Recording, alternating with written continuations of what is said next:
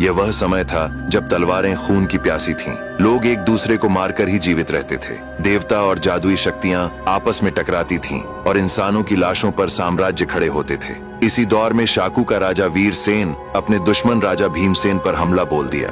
कई दिनों तक भयानक युद्ध हुआ, लेकिन इतने दिनों के युद्ध में वीरसेन की सारी सेना मारी गई और वीरसेन किसी तरह अपनी जान बचाकर अपने राज्य की उत्तर दिशा की ओर निकल गया। कई दिनों की यात्रा के बाद वह एक नदी के किनारे रुका और वहां स्नान करके आराम करने लगा। तभी एक बूढ़ा मछुआरा नदी से मछलियां पकड़ने आया।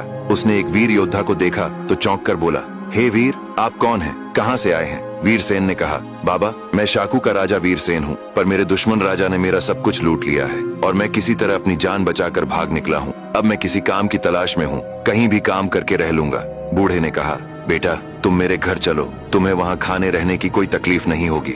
वीरसेन उसके साथ चल दिया। बूढ़े मछुआरे की एक बहुत ही सुंदर बेटी थी। उसने अपनी बेटी का विवाह वीरसेन से कर दिया और दोनों सुखपूर्वक रहने लगे। कुछ दिनों बाद वीरसेन को एक पुत्र प्राप्त हुआ जो अत्यंत सुंदर था। उसका नाम दक्ष रखा गया।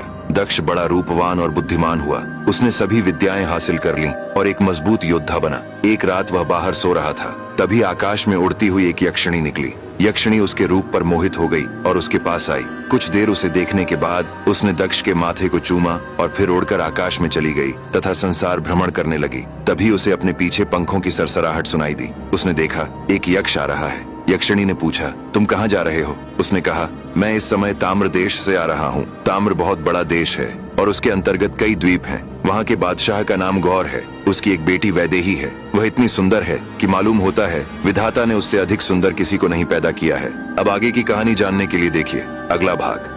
रानी ने बद्र को उल्लू बना दिया और उसे एक दासी को सौंपते हुए कहा, इसे जाकर कैद कर दो। कुछ ही दिनों में यह तड़प तड़प कर मर जाएगा। लेकिन वह दासी बहुत ही नाजुक दिल की थी। उल्लू बने राजकुमार बद्र पर उसे दया आ गई। वह उसे छुपकर खाना पानी देती रही। किसी तरह एक दिन वह महल से बाहर निकली और दिव्य बूढ़े के पास जाकर बोली, रानी ने आपके भतीजे को उल्लू बना दिया है और अब वह उसे मारना चाहती है। यह सुनकर बूढ़ा सोच में पड़ गया कि बद्र की जान कैसे बचाई जाए। उसने तुरंत अपनी शक्तियों से एक मजबूत जिन्न को प्रकट किया और उससे कहा, तुम इस दासी को लेकर कुरु राज्य जाओ। वहाँ की रानी से कहना कि उनका बेटा बद्र बहुत बड़ी मुसीबत में है। लक्ष्य देश की रानी ने उसे उल्लू बनाकर कैद कर लिया है। जिन्न तुरंत दासी को उठाकर कुछ ही पलों में समुद्र देश की रानी के पास ले गया। दासी ने बद्र की माँ को सब कुछ बता दिया। यह सुनते ही रानी पूरी सेना लेकर अपने बेटे को छुड़ाने के लिए निकल पड़ी। उधर दिव्य बूढ़े ने भी जिन्हों की एक विशाल सेना साथ भेज दी ताकि दानवी रानी का अंत किया जा सके।